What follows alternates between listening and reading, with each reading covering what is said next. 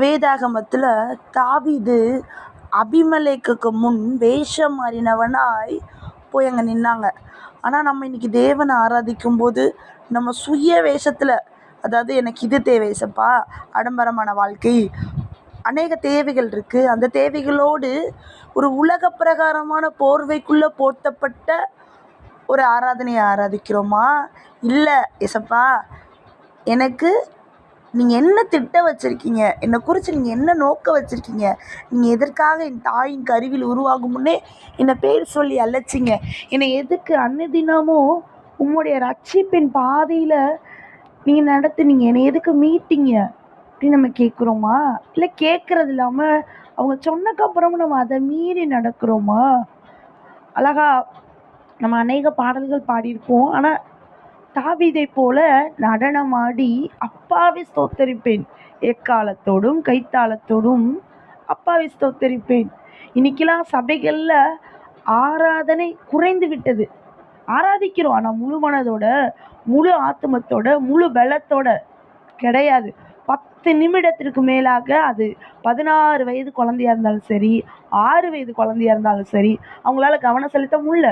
போதும், நான் ஏசப்பா கொடுத்த நேரம் போதும், அவர் என்னை ஆசீர்வதிச்சிருக்காரு, போதும் போதும் தான் நம்ம சொல்கிறோமே தவிர, ஏசப்பா நீங்கள் செஞ்ச நன்மைக்காக நான் ஏதாவது ஒரு காரியம் செய்வேன், நான் ஆராதனை நேரங்களை கூட்டுவேன், உங்களை துதிக்கிறதுக்காக நான் நேரங்களை ஆயத்தப்படுத்துவேன், நான் ஜெபிக்கல இன்னும் முன்னேறி நிற்பேன், நான் அனைவருக்கு உங்களை பற்றி சாட்சி சொல்வேன், நீங்கள் வாழ்க்கையில் செஞ்சதை நான் முடியாது, நடக்காது, எல்லாம் முடிந்ததுன்னு நினச்ச நேரங்கள்லாம் இல்லை, ஏசப்பா தொடங்கினாங்க என்னை இன்னைக்கு வரைக்கும், இந்த நாள் வரை, இந்த நொடி வரை அவருடைய கரத்தில் வைத்து என்னை அழகாக வழிநடத்துறாரு. சொல்ல நம்ம நாவு தீவிரிக்கிறதா?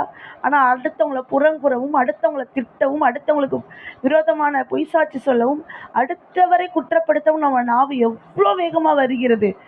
நான் ஒரு மெசேஜ் கேட்டேன், அதில் சொன்னாங்க எல்லாத்துக்கும் ஏதோ ஒரு சில காவல்கள் தான் இருக்குமா, கண்ணுக்கு ஒரு இமை, புருவம், அந்த மாதிரி தான் இருக்குது. ஆனால் நம்முடைய நாவுக்கு பற்கள் இருக்கிறதா, உதடு இருக்கிறதா, அப்படிப்பட்ட அரணான ஒரு அரண்மனைக்குள்ள எப்படி சொல்லலாம்னா ஒரு இடத்துல இருக்கு.